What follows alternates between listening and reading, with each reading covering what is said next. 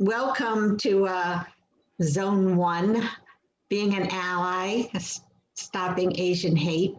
And this morning we have, I'm Dorothy Grady, and our technical expert is Charles Parasino. Charles? Hi, everyone, and welcome. Thank you for joining us today for our conversation, and we're really looking forward to what will hopefully be a robust discussion about this important issue. We just ask as we begin the conversation that folks put themselves on mute and add questions and comments in the chat, and then we will open up the discussion later on. So thank you, everyone, for joining. Great. Well, it is certainly my honor to introduce Attorney General William Tong. He's born in Hartford, Connecticut, attended Brown University, the University of Chicago Law School. He's our 25th Attorney General and the first Asian American elected to statewide office in Connecticut. I must say that I was really proud to see him in Washington, D.C. this week with President Joe Biden as the president signed the COVID-19 Hate Crimes Act. We can certainly be proud that you're our Attorney General, William Tong. Thank you, Dorothy. And with him today to talk about this important topic is Angela Rola, who is the founding director of the University of Connecticut's Asian American Cultural Center. She's developed a variety of programs focusing on the diverse Asian American community in both the state of Connecticut and across the nation. She also teaches a first-year experience course on Asian American mentoring and leadership. So welcome. It is so good to have you both. And I'm going to turn the program right over to you two. I think starting with our Attorney General. Thank you. Thank you, Dorothy. Happy Saturday morning. This is what the Attorney General looks like on Saturday morning. I'm still waking up. Let me just say, I would not be Attorney General if it were not for the Grady sisters. So thank you so much for your support and the quiet corner too. I see so many friends on this Zoom and can't wait to see you, shake your hands, give you a hug in person soon enough, because like many of you, I miss my human beings. And thank you for hosting this discussion. Just the hosting of this discussion is incredibly important. And I think a major milestone for me was sitting in front of the president. I was center 3 rows back at the White House, so I was right there. And to have the president acknowledge that Asian Americans, in his words, have for too long been invisible. That's what it means to be an Asian American. In the national conversation about race, racism, hate, discrimination, for too long, Asian Americans have been invisible. And he recognized that. And the President of the United States said to us in the White House, "We see you."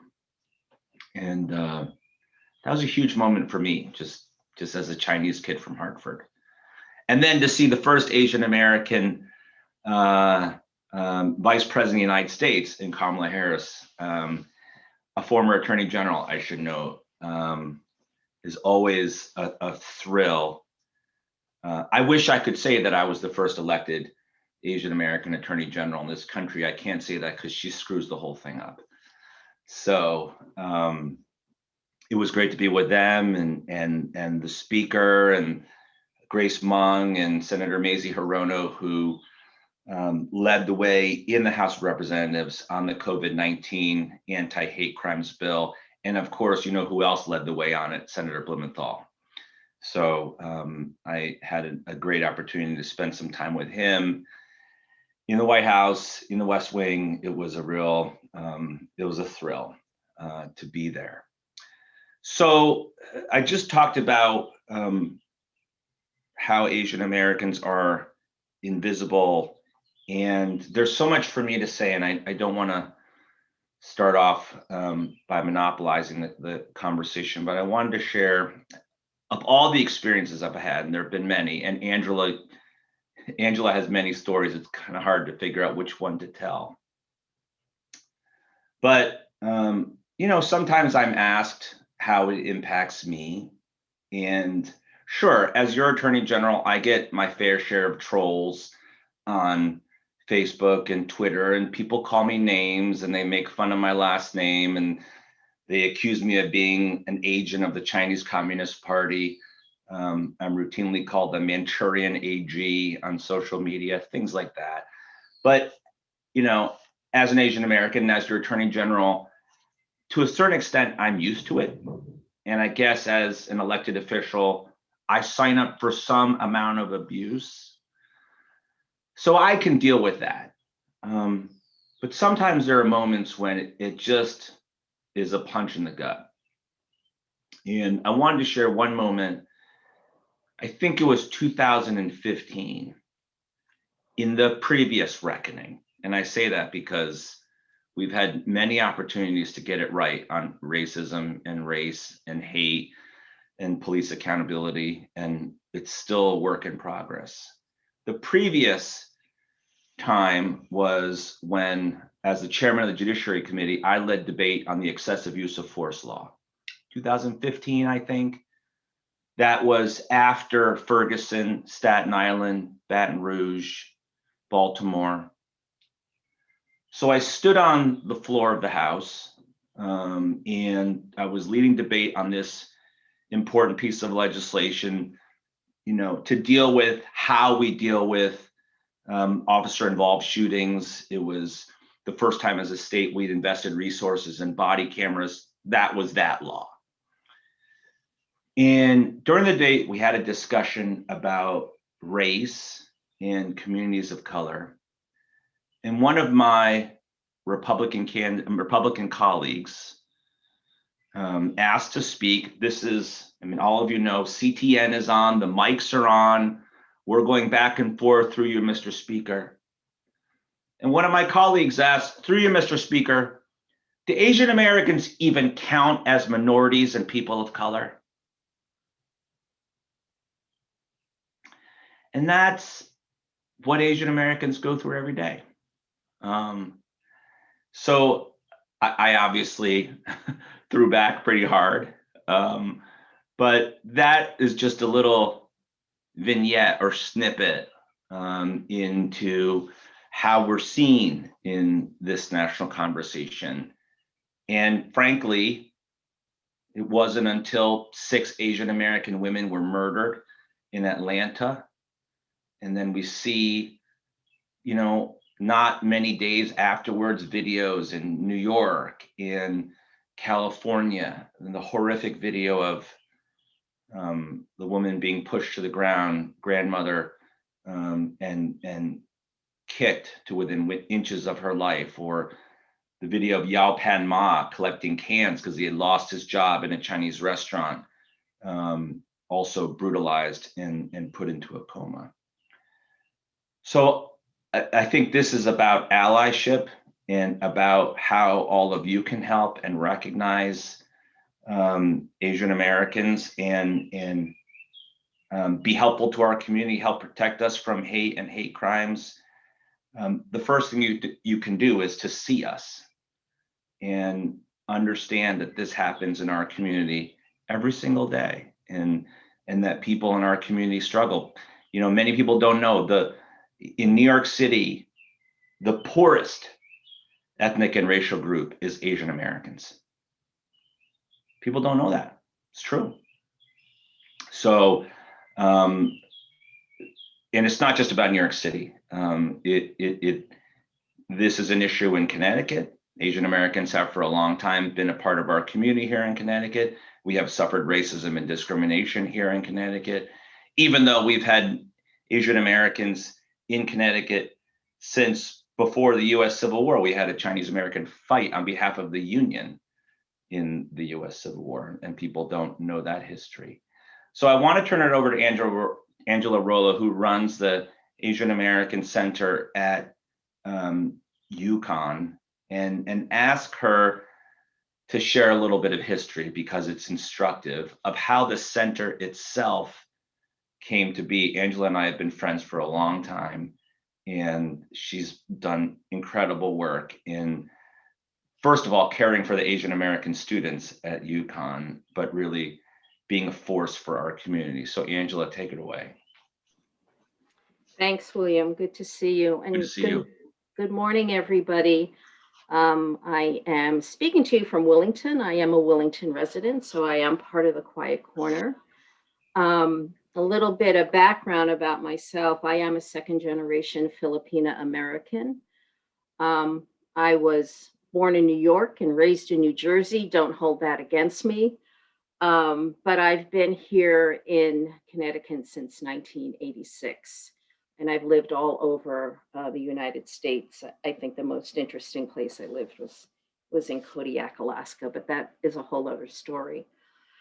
So William alluded to that there is a story as to why I do the work that I do. And I do want to share a story because, you know, racism and discrimination against Asian Americans has been as old of a story as the first Asians stepping foot on the soil of this nation. And I'm always struck, particularly in the last 6 to 8 weeks, of people coming up to me and saying, oh my gosh, you know, all of a sudden Asian Americans are being discriminated. And I say, you don't know your history if that's what you're saying to me, right? And it's a history that is usually not taught well in our K through 12 public school system or any system. And so, you know, I say that we need to do some work in that area. But I'd like to take you back to 1987 at the University of Connecticut, a time that's very different. If any of you have stepped foot on the UCONN campus, it is a beautiful campus. You know, we rank very high. We're very proud of what we do at UCONN. But it also was a scene of a really horrific racial incident that occurred to 8 Asian American students. And they were going to an off-campus semi-formal on a Friday night in December of that year. And when the university has any event that is sponsored off campus, we are responsible for making sure our students get there safely and get back safely. And so there was a bus waiting for the students who wanted to go to the semi-formal. They boarded the bus. The 8 Asian American students were probably the last students to board the bus. So you're not going to find 8 seats together. And they board the bus, and in the back of the bus, there are 2 students who, what we will say, were already well on their way to having a good time. So they probably had a few drinks before they got on the bus. And they approached the students. Now, this is 1987, so the term semi-formal is very different than the 2021 term semi-formal. They were dressed to the nines. The men had suits on, the women had gowns on, and these 2 students approached them. And they said to them, and used 2 pejorative terms. Maybe you're familiar with them, gooks and chinks, gooks referring to Vietnamese folks, and chinks referring to the Chinese folks. You gooks, you chinks, go back to where you belong. Now, if the insults weren't bad enough, these 2 students were chewing tobacco. And so they started to spit on them. And so chewing tobacco was landing in their faces, on their suits, and on their gowns. And as they were trying to find their way to seats on the bus, which were not together, we know that when we get into those situations, we have this reaction of either fight or flight. And the majority, I would say everybody on the bus, when I read the details of this particular case, everybody took flight. Meaning, if I don't say anything, maybe things will de-escalate. Well, it continued. Now, this event was taking place in Bolton. So if any of you know, the distance between stores in Bolton is not very far. But when you're being assaulted and you're being spit on, that seems like a lifetime. The bus driver didn't do anything. The other students didn't do anything. They had resident assistants from the hall on the bus. They didn't do anything. And they get to the place where they're having the semi-formal, and the harassment continues. So much to the point where the women in the group decide that they feel really unsafe. They all asked to return to campus. They were denied that. And so for most of the night, the women hid in a closet until somebody said, we need to call the police. But they thought they were in Vernon. And so they called the Vernon police, and the Vernon police told them, we're not going to handle it. You're UConn students. Have your UConn police department handle it. And so when they returned to campus at midnight that night, they called the UConn police, and the UConn police said, no, technically that happened off campus. You should have called the off-campus police. Now, again, I want to frame it in 1987, which was a very different time. If this were to happen today, first of all, social media would have had the incident right up on the screen immediately. And there would have been immediate reaction from the administrators on campus. And so what the students did is, it's a Friday night, they have to wait until a Monday to report it. And the administration at that time did not believe them. And they said, perhaps you are mistaken. This couldn't happen to you. And the women had enough thought about it and said, well, at least we can prove that somebody spit something on us because our dresses are all stained with chewing tobacco. This was what we believe was the start of the Asian American movement on campus. And those 8 students decided, instead of remaining silent, which is what everybody thought they were going to do, they decided to take matters in their own hands. And they sought out a faculty member who was a senior faculty member, Paul Bach. I don't know if any of you remember that name, but Paul Bach was a civil engineering professor. He was a 7th generation Chinese American from the West Coast. And he also had issues of identity. Who was he? And growing up, when he was growing up, he felt like he had to assimilate and almost act like he was white in order to be accepted. But Paul had a reckoning with these students and understood that their pain should have also been his pain. And Paul went on a hunger strike on campus and pitched a tent behind the student union in the spring of 1988. He went to graduation in full regalia with a protest sign in his hand, saying, reduce discrimination or racism against Asian Americans. I still have that sign in the archives of the center. And he and I went toe to toe. I said, Paul, why would you use the word reduce? Why aren't you using the word eliminate? And he said, Angela, I need to be real, because in our lifetime, and probably even the lifetime of our grandchildren, we will never eliminate racism in this country. And so I tell that story, and it's a story I tell my class every year, and we use it as a case study. And it speaks to a number of things that William has spoken about. Number one, about the invisibility of our community, that nobody recognizes us because we're supposed to be, the term that we use is the model minority. We're supposed to be invisible. We're supposed to be quiet. We're supposed to be subservient. We're supposed to be obedient. We're not that, right?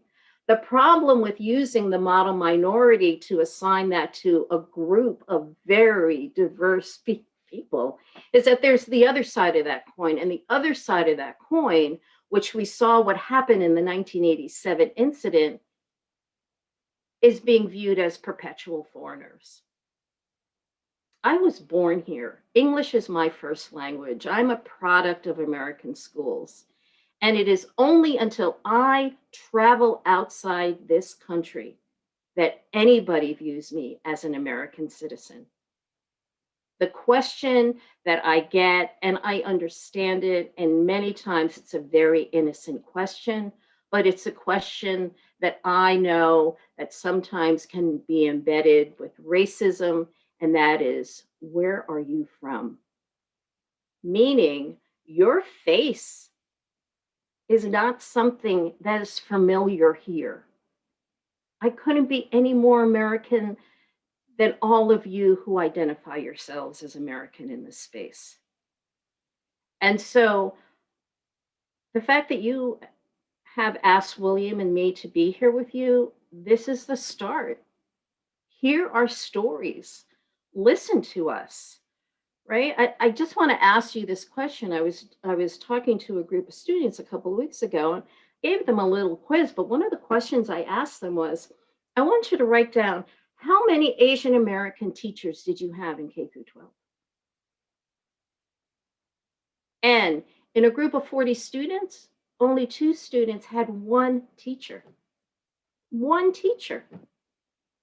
What is that telling us, right?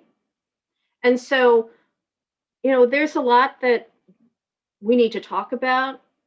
Our stories, our community is so diverse, but our history is also flooded with a lot of discrimination that probably folks don't know about. And so, where do we go from here? We go with conversation. And so I'd like to open the floor up.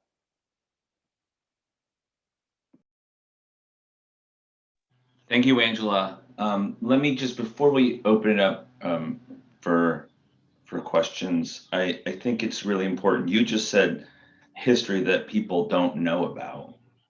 Actually, people do know this history, which makes it even worse, that it's not often recognized or reckoned with. And so the comment that Angela made about, one of the hardest things about this moment is that people come up to us and say, oh my God, holy smokes, I can't believe this is happening to you.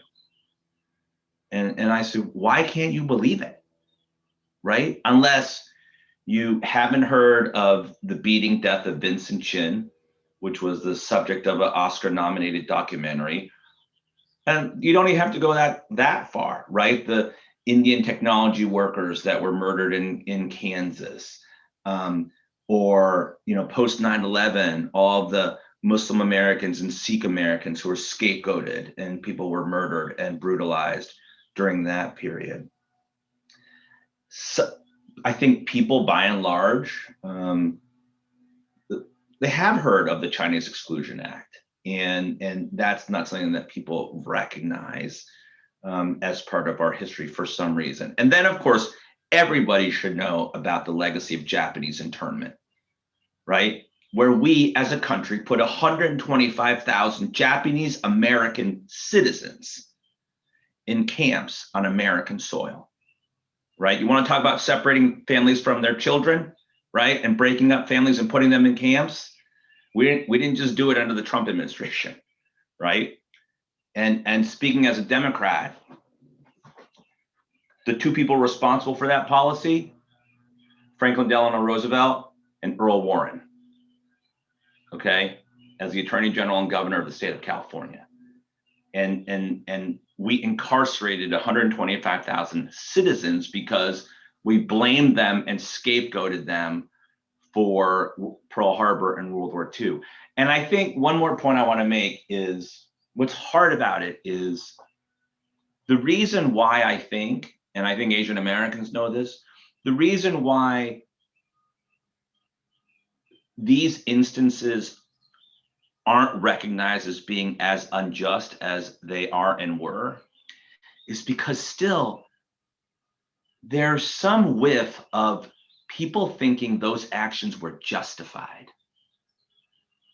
right? As a lawyer, there's still an open question as to whether Korematsu is still good law, whether the US government was justified in interning Japanese Americans, right? Or the Chinese Exclusion Act was necessary. There's some whiff of that in our history that makes the ugliness of this even still invisible to people, right? That they don't recognize how bad it was. And that's the kind of history that I think needs to be taught. People do know this history, but they don't reckon with it. That's why there's a bill before the General Assembly to teach Asian American history in our schools. And again, that's why this conversation is so important. So with that, I think we're happy to take some questions, have some conversation. Great. I encourage people to put their questions in the chat so that we can get these answers while we have these two guests with us today. But while we're talking about what is happening right now, we do hear, are things getting better or getting worse? Both of you were born in the United States. When your families came here, what was it like for them? Hard. What- Lonely. If you were the victim of some bias incident at my parents' restaurant, you just had to live with it, I think. And because you were so alone, all of these, all the ways in which people are treated today that wouldn't have been acceptable, that won't be acceptable today, were commonplace then. You were routinely cheated without recourse, right? Abused by my parents as small business people, other businesses, and you really didn't have anybody to stick up for you. So all the things like, where are you from? What language do you speak? Right? All of that, that otherizing and perpetual foreigner was very real and very difficult. My grandfather, believe it or not, he came to this country by way of Kansas and Alabama in 1963. And the Chinese Exclusion Act was not lifted until 1967.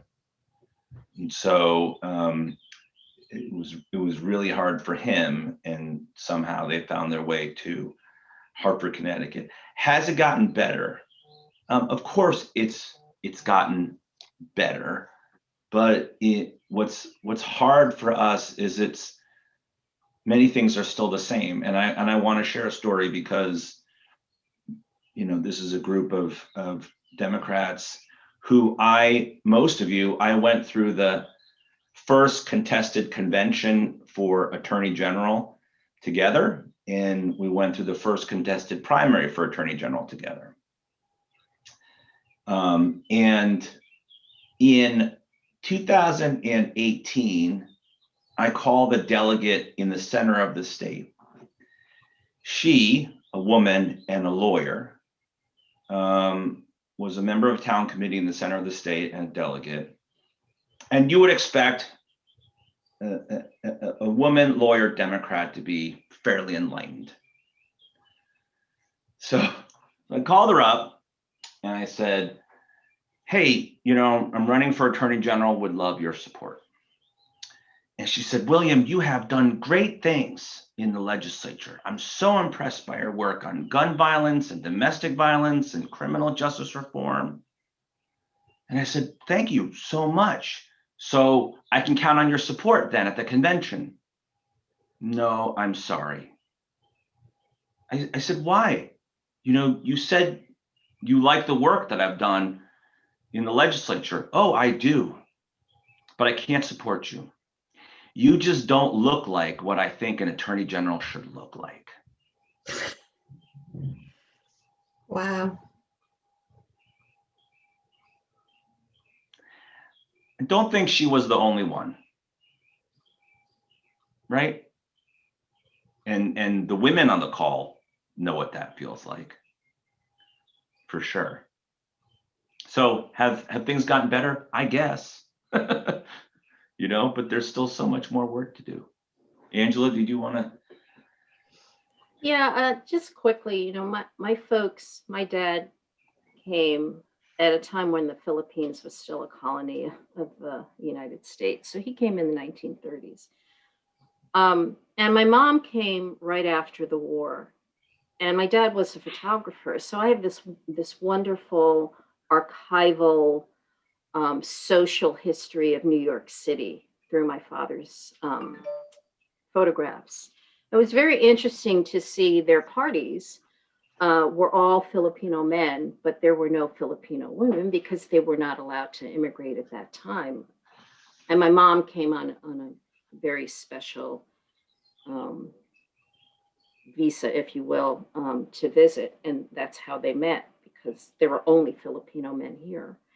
And when my parents married, and I'm the youngest of three girls, they instinctively knew that we were going to be faced with racism and discrimination, but also not only as Filipinas, but also because we were females. And to their credit, they raised us to, I would probably struggle if my parents were alive today and arguing this about assimilating us as quickly as possible. So they chose not to teach us their native language. And I actually learned it on my own later on in life, because I knew every time they spoke it, they were talking about us. So I wanted to know what they were saying about me, right? But they knew that we were going to struggle, and we were going to face discrimination over and over and over again. And I face it over and over and over again. I've been denied jobs. I've been denied housing, right? Because of what I look like. And so when I talk to my students and I ask them, let's talk about what's happening in your lives. As much as I know what they're going to say to me, I'm still blown away by their stories of what they face in their classes, when they walk in downtown stores, particularly during COVID-19, what they face when they go to any place where they're shopping, from the people in the residence halls. It is something, but I'll tell you, it's something that we learn to deal with, and we figure out which battle we need to fight, because we would be fighting battles on a daily basis. And I remember one of my supervisors years ago, who was a man of color, said to me, Angela, as people of color, when we walk into spaces where we're either the only one or a handful, the dynamic is that it is really up to us to make everybody else feel comfortable that we're there. Mm. And I've thought about that, and I've realized that is exactly what I do when I walk into spaces where I know I'm the only Asian, right? Because I don't want to be ignored, first of all. Because I have something to say. Every space I go into, I have something to say, right? And I don't want to be obnoxious about it, but I want people to understand I have a perspective, and maybe it's a perspective that you share, but it's coming out of a mouth that's coming out of a face that looks like this, right? And so I'm always conscious about the space that I enter into. And I'm always taking cues and clues about how I should navigate that space. People don't think about that sometimes. So let me just, you mentioned growing up as an Asian American woman, and I want to tie together what happened in Atlanta to the stereotypes that Asian Americans, women in particular, suffer from. It's really important to recognize that these stereotypes, the model minority stereotype, and we can get into it, is an ugly, divisive stereotype, and it's wrong, and it's not true. But what's really bad about it is, along with that stereotype, is the stereotype of Asian Americans as quiet, rule-following, meek, people who don't rock the boat, don't speak up for themselves. And if you think about those stereotypes, those are stereotypes of weakness. And in particular, about Asian American women. Asian American women are seen, right? We all know this, as submissive, right? As through a racist lens, over-sexualized, always, highly objectified, exotic, right? And those are also stereotypes of weakness, right? So don't be surprised that the guy in Atlanta killed 6 Asian American women. He didn't go after 6 football players, right? He went after people that are in society weak. And I think that makes Asian Americans, and in particular Asian American women, particularly unsafe, right? That's why there's so much risk. The kids on the bus, right? They picked on those kids because society told them that they were weak, and you could get away with picking on those Asian American kids. And for a while they did. By the way, Vincent Chin, right, who was murdered, watch who killed Vincent Chin. The 2 guys that beat Vincent Chin to death with a baseball bat, they got off, by the way. So, that's the ugly side of those stereotypes and the really dangerous side of those stereotypes. I see a question from Brian, which is a big question. How can we European Americans be good allies? What steps might we take? It's a big question. Let me try to answer it this way. There's a joke the Grady sisters and I tell, and that is that I'm their cousin. And it's too long a story, but the Irish Grady sisters call me their cousin. And I think that's more true than you realize. And what I mean by that is, and many of you have heard me talk about my family so many times and my experience growing up as the son of immigrants. I do that not only because I'm trying to get your attention and get you interested, and to tie that story into what I'm doing in public service, but I do that because I know that many of you have immigrant experiences and stories too. Maybe not you specifically. Many of you do actually, but at least your parents or grandparents, not that far off, right? And particularly, Brian, to answer your question, I ran for a seat in Stamford that no Democrat had ever held in North Stamford. It is a district in Stamford that has a lot of quote unquote white ethnics, right? Jewish Americans, Italian Americans, Irish Americans. And I found early on that by talking about my experience, my background, my parents' life as immigrants, other people would say, me too. It's a stereotype, but these are true stories. Italian Americans in Stamford would say, my dad came as a Mason, right, and ended up in Stamford from Italy, right? There's actually a lot of Irish immigrants in Stamford now, who came directly from Ireland. So those experiences are shared, and what European American or Americans of European descent, Brian, can do is recognize that linkage, right? And engage people on that basis, and encourage people, because you share this experience, to tell their stories, to make it safe for them to tell their stories, to recognize that Asian Americans have experienced the same struggles and discrimination as Irish Americans and Italian Americans and Jewish Americans have experienced. Because I think that really creates a basis for being actually a real ally, not just the kind of person that puts their arm around you and say, oh, I'm sorry to hear that this happened to you. But it makes a huge difference to say, I get it, right? Because my family went through it too, and I'm going to fight alongside you.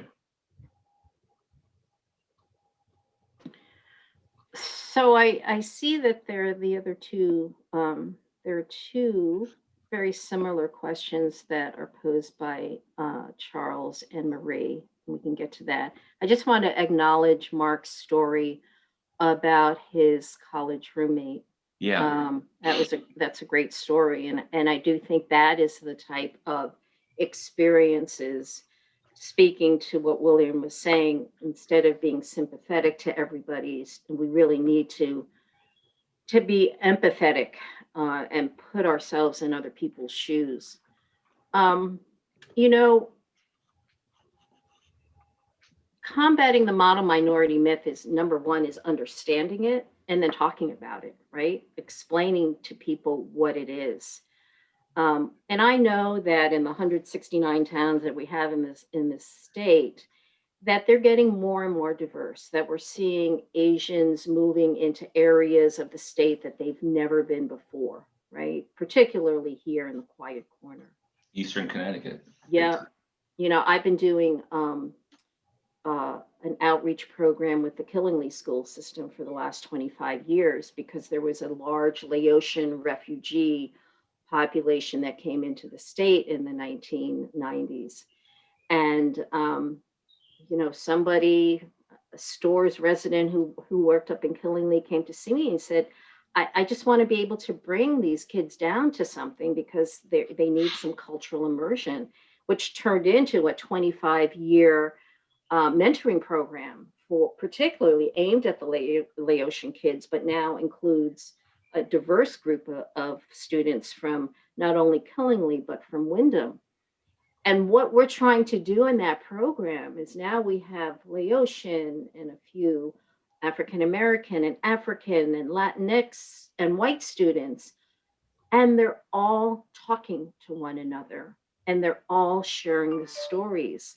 This has to happen, right? Not only at that level, but at our level, right? So when you talk about how can we talk to the people in our towns that are denying that racism exists, right? We also have to be talking to those people to say, wait a second, do exactly what William and I have been talking to you about. Here are some stories. Here's the history, right? We cannot forget our history. You know, I did want to say something about UCONN and put a little plug in for my own employer is that the University of Connecticut, right after, well, yeah, right after, during World War II, it was the only school in Connecticut that opened its doors to college students who were interned to say, you can get an exemption out of the camps and come finish your college education. We did that. We had 21 Japanese Americans at UConn. It's a story that people don't know, right? And I invited the folks back when I took my job. I invited them back, and 8 of them came back. 8 of them came back 60 years later in 2002. And when they went running up to each other, they said, "You haven't changed in 60 years." We got their oral histories. They told magnificent stories about how they felt welcomed at UConn and the Stores area, living in Willimantic, right? The horrible winters for the California folks who never experienced snow before. But that's what little old UConn did, you know, back in 1942. When is that story being told? I tell it as much as I can. Now you can tell that story too. So I do think we have to have conversations. I do want to say this, and I think William and Nancy DiNardo, who's on this call, because she and I have talked about this for years. We need to get people like William and myself on boards and commissions in the state because there are very few Asians on boards and commissions. And we've got to do that, right? Our community has to be able to usher those people towards those positions, but you as allies can also help us, right? If you know somebody, or if you know somebody who knows somebody, start to have those conversations because so many folks in our community want to be helpful in that way. And so many people in the places where you live and work outside of democratic politics.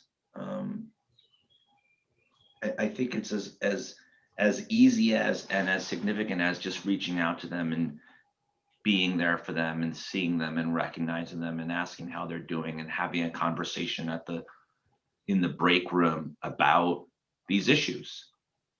You know, I mean, you don't have to go up to them and say, "Have you been the victim of a hate crime? How can I help?" Right? It's much more organic than that. but I think it's very lonely. Brian, I'm looking at you again, right? You think about the people that you represent in your unions, and there's a random Asian American worker somewhere. It's probably a pretty lonely existence at times. And reaching out to them, developing affinity groups, right? So they have spaces where they can meet other Asian American workers, right? And have conversation and advocate for themselves. Those are incredibly important mechanisms for people to empower themselves. The model minority myth, Angela, I think it's worth addressing that head on. Number one, it is incredibly divisive, and it really, I think, comes from its own racist place as a way to pit Asian Americans against other communities of color, particularly against African Americans. And it is used in the language of white supremacy as a weapon against Black Americans, has always been. And Asian Americans, unfortunately, many themselves buy into that at times. And even though it is not true, and I have to contend with a community known as the Chinese Tea Party, which is very difficult for me. They're constantly attacking me because I'm a Democrat. But it is a very divisive myth that is fundamentally untrue. And what do I mean by that? Well, I told you already the statistic about the poorest ethnic and racial groups in New York City being Asian Americans. But just in our own experience here in Connecticut, one of the things that Angela and I have struggled with is trying to get mental health services to Asian Americans. Asian Americans and Pacific Islanders suffer a disproportionate amount of mental health challenges because of the trauma, right, that many of them experience. I used to call myself, and still do, the son of immigrants. And I used to actually myself otherize the Laotians and Vietnamese and Cambodians who came in the 70s and 80s. I would call them refugees. Mm-hmm. I'm from refugees too, okay? And I bet some of my quote unquote, white ethnic friends here, if you think about it, your grandparents or parents, they didn't come here because things were great at home. They ran. And my parents ran too, from war and hunger and homelessness, and they are refugees too. And so because of that refugee experience, there's significant issues around mental health, substance abuse, domestic violence is a big problem in the community that goes undressed because people are invisible, right? And they suffer these stereotypes that they shouldn't speak up. In Eastern Connecticut in particular, there's a great deal of poverty and all of these issues, particularly around the casino economy. People have come to work at the casinos, and if you've ever been in the casino, you see a lot of Asian American workers, and some of them live in unsafe, unsanitary conditions. They pack, people into houses, and Montville and other places. It's a phenomenon known as hot bedding, where someone will sleep in a bed for 6 hours, get up, and the next person who bought the 6-hour block in that bed will sleep there, and they'll get up. The other untold story about many of those workers is that many of those workers have their own gambling addiction and problem gambling issues. And so those go unaddressed. And there's this cycle. They work, they gamble, then they work and they gamble. And it's this like hamster wheel. So these issues are very real, on top of challenges across Connecticut in our country with joblessness, lack of access to health care, lack of access to justice. And so that's why the myth is demonstrably untrue. Sure, some Asian Americans have done well, right? But, Asian Americans have been here for a long time. I was the first Asian American elected at the state level in any role. There's a reason for that. It's because people struggle to have any voice or any footing. Angela, did you want to add to that? Yeah, so I, regarding the model minority myth, I'll put my educator hat on here, so the history of the model minority myth goes back to civil rights, to the 1960s. And what happened was, with the media being the most powerful force that we have, what was happening at the same time of civil rights was a sociologist by the name of William Peterson was actually taking a look at Chinese and Japanese American high school students, right, on the West Coast. And he noticed how successful, if you go back and Google whiz kids, I think it was a Newsweek article, he was the one that came up with the term model minority. So that's happening, right? His research is happening, these small high schools on the West Coast.